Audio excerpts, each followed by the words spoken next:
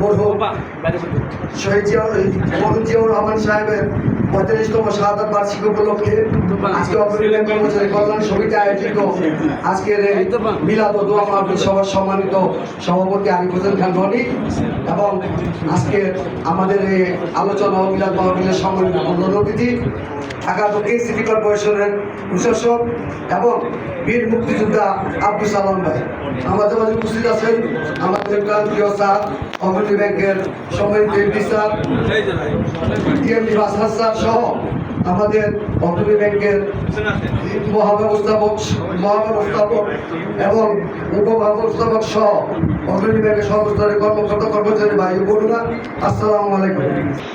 শহীদ জিয়ার সৈনিক হিসাবে আমি গর্ববোধ করি যে দীর্ঘ ৪৫ বছর যাবৎ এই দলটা করতেছি এবং আমার রক্তের সাথে মিশে গেছে।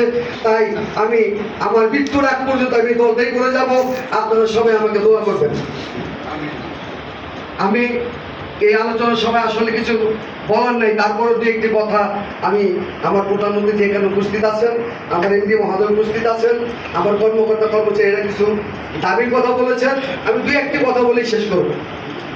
কেয়ারটেকার 2 হতে কেয়ারটেকার 1 প্রমোশন আমাদের দিতে হবে। সিএলডি হতে অ্যাসিস্ট্যান্ট অফিসার পদে পদোন্নতি প্রদান করতে হবে। পে স্কেল ঘোষণা করা হয়েছে, তাই প্রাপ্ততা উঠিয়ে দিয়ে কর্মচারীদের গৃহ নির্মাণ নিয়ে সবাইকে দেওয়ার জন্য বিনীত অনুরোধ জানাচ্ছি এবং কর্মকর্তা কর্মচারী পিএফ লোন চালু করার জন্য বিনীত অনুরোধ জানাচ্ছি এবং অস্থায়ীদের স্থায়ীকরণ করার জন্য বিনীত অনুরোধ জানাচ্ছি। আমি এই কয়েকটি দাবি আমার এমপি স্যারের কাছে আমি উপস্থাপন করে আপনাদের সবাইকে সুস্বাস্থ্য কামনা করে আমি আমার বক্তব্য এখানে শেষ করছি। বিশেষ দোয়া মাহফিলে আজকের অনুষ্ঠানে উপস্থিত আছেন প্রধান অতিথি হিসেবে বীর মুক্তিযোদ্ধা ঢাকা সিটি কর্পোরেশনের প্রশাসক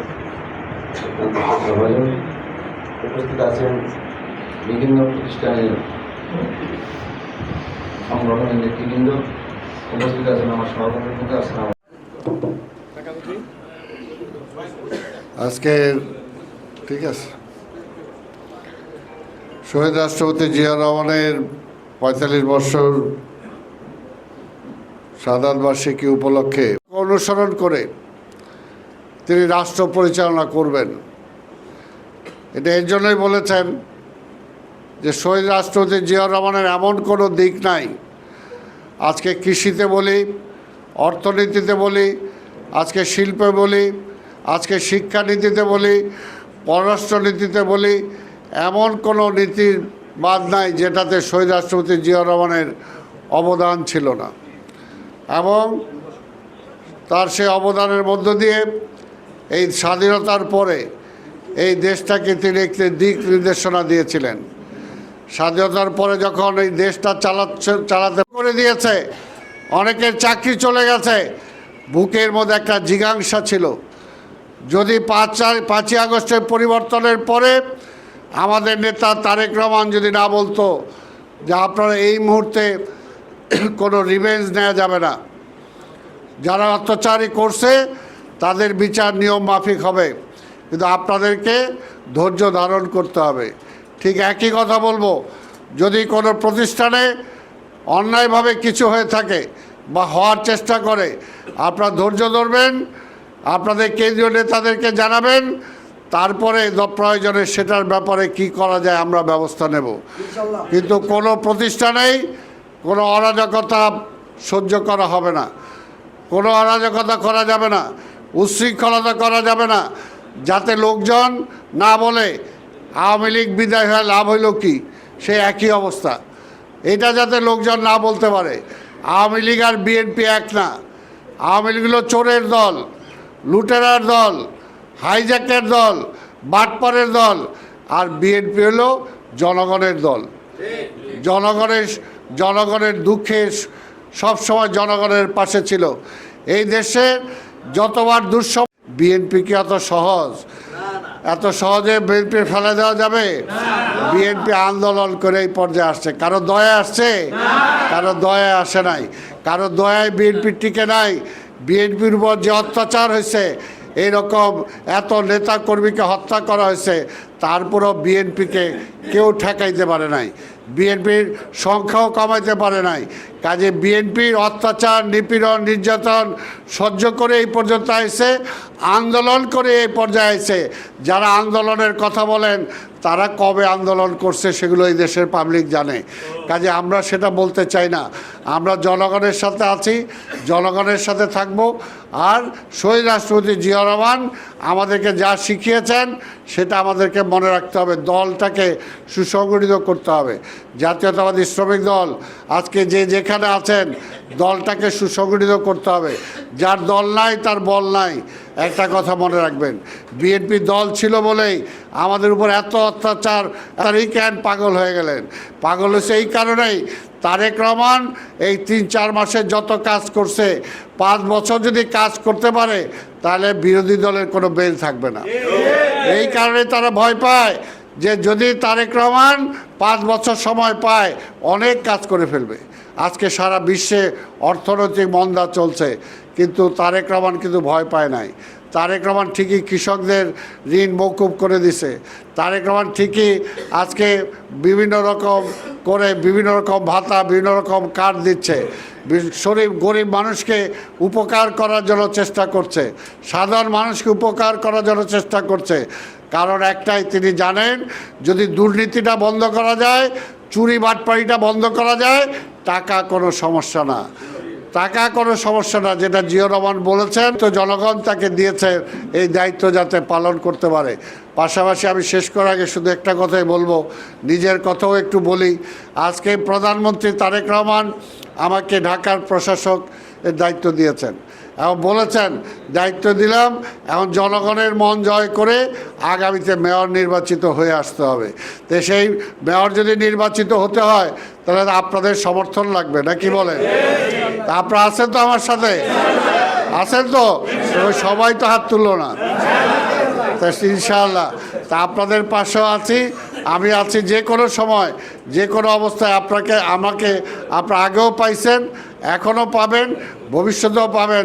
ইনশাআল্লাহ দেশের জন্য লড়াই করেছি, এখনও দেশের জন্য লড়াই করে যাচ্ছি। আগামী দিনেও এই ঢাকা শহরটাকে সুন্দর করতে চাই, বসবাসযোগ্য করতে চাই। আমাদের নেতা Tarique Rahman clean city, green city উনি চান। ইনশাআল্লাহ আমরা যাতে এই ঢাকা শহরটাকে গ্রিন এবং ক্লিন সিটি করতে পারি।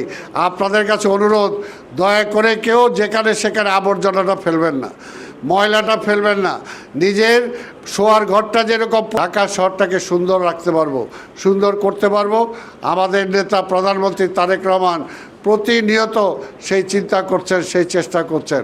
কাজে আমরা সবাই মিলে যাতে ঢাকা শহরটাকে সুন্দর করতে পারি, দেশটাকে সুন্দর করতে পারি, তাহলে আমাদের নেতা শহীদ রাষ্ট্রপতি জিয়াউর রহমানের সত্যিকার অর্থে তার পদাঙ্ক অনুসরণ করছি বলে আমরা দাবি করতে পারবো। আপনাদের সবাইকে ধন্যবাদ। খোদা হাফেজ। বাংলাদেশ জিন্দাবাদ। আমরা দীর্ঘক্ষণ বসেছিলাম। শেষ মুহূর্তে দোয়া হবে, দোয়া না করে আমরা কেউ যাব না।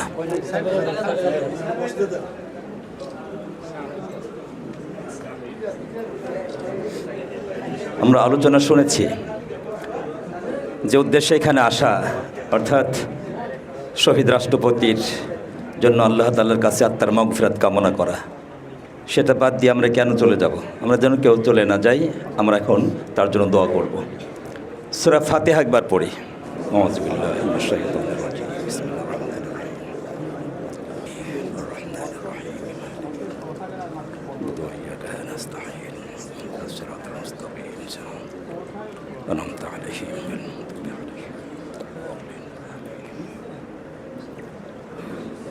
সূরা ইখলাস 3 বার পড়ে নেই।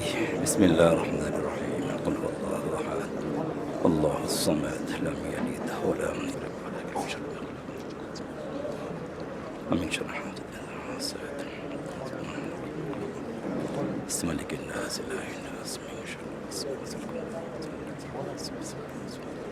মিনাল জিন্নাতি ওয়ান নাস।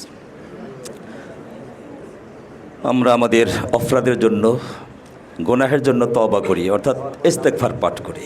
আস্তাগফিরুল্লাহ রাব্বি মিন কুল্লি যামবি লা হাওলা ওয়া লা কুওয়াতা ইল্লা বিল্লাহ। আমরা কয়েকবার দরুদ শরীফ পড়ে নেই। আল্লাহুম্মা সাল্লি আলা সাইয়্যিদিনা নাবিয়িনা ওয়া শাফিঈনা সাল্লাল্লাহু আলাইহি ওয়া আলা আলিহি ওয়া সাহবিহি সাল্লাল্লাহু ربنا ظلمنا أنفسنا وإن لم تغفر لنا وترحمنا لنكونن من الخاسرين ربنا آتنا في الدنيا حسنة وفي الآخرة حسنة وقنا عذاب النار اللهم رب ارحمهما كما ربياني صغيرا ربنا اغفر لي ولوالدي وللمؤمنين يوم يقوم الحساب ইয়া রাব্বাল আলামিন, আপনার পবিত্র কালাম থেকে কয়েকটি সূরা তেলাওয়াত করেছি, দেখছি এর হাদিয়াটুকু নবী করিম সাল্লাল্লাহু আলাইহি ওয়াসাল্লামের পাক রওজা মুবারকে সোনার মদিনায় পৌঁছে দিন। ইয়া রাব্বাল আলামিন, আমাদের জীবনের সমস্ত গুনাহ খাতাগুলো আপনি মাফ করে দিন। ইয়া আল্লাহ, আমরা যারা দোয়া দরুদ পড়েছি এর হাদিয়াটুকু তামাম পৃথিবীর মধ্যে যত মুসলিমিন মুসলিমাত মুমিনিন মুমিনাত কবরবাসী হয়েছে প্রত্যেকের আরওয়াহের হাদিয়াটুকু পৌঁছিয়ে দিন। ইয়া রাব্বাল আলামিন, বিশেষ করে আপনার বান্দা শহীদ রাষ্ট্রপতি জিয়াউর রহমানের পক্ষ থেকে, আরাফাত রহমানের কুকুর পক্ষ থেকে, সাবেক প্রধানমন্ত্রী বেগম খালেদা জিয়ার পক্ষ থেকে মাপ চাচ্ছি। ইয়া আল্লাহ, তাদেরকে ক্ষমা করে জান্নাতুল ফেরদাউস দান করে দিন, তাদেরকে ক্ষমা করে জান্নাতের, সেই সাথে আমাদের এই প্রতিষ্ঠানের শুরু থেকে অতিথিবৃন্দ, ইয়া আল্লাহ, সকল কর্মকর্তা কর্মচারীর সুস্বাস্থ্য দীর্ঘায়ু শান্তি নিরাপত্তা কামনা করছি, আপনি কবুল করুন। ইয়া আল্লাহ, আমাদের সব নাজিল করুন। ইয়া আল্লাহ, বাংলাদেশকে একটি সমৃদ্ধশালী দেশ হিসাবে গড়ার তৌফিক দান করুন, সমস্ত প্রতিকূলতা দূর করে দিন। ইয়া আল্লাহ, পরিবেশ পরিস্থিতি অনুকূলে এনে দিন। ইয়া আল্লাহ, আমাদের প্রত্যেকের দোয়া আপনি কবুল করুন। ওসল্লাল্লাহু তাআলা আলা খায়রি খালকিহি মুহাম্মাদিন ওয়া আলা আলিহি ওয়া আসহাবিহি আজমাইন। জানি না কার কখন সময় ফুরিয়ে যাবে, দুনিয়া থেকে বিদায় গ্রহণ করতে হবে। আমরা যেন ঈমান নিয়ে পরিপূর্ণ মুসলিম হয়ে যেন কবরে যেতে পারি, সে তৌফিক দান করে দিন। ইয়া আল্লাহ, যখন চলে যাব, যাওয়ার সময় হয়ে যাবে, আমাদের প্রত্যেকের জবানে আপনার একত্ববাদের ঘোষণা জারি করে দিয়েন, লা ইলাহা ইল্লাল্লাহু মুহাম্মাদুর রাসূলুল্লাহ। আসসালামু আলাইকুম ওয়া রাহমাতুল্লাহ।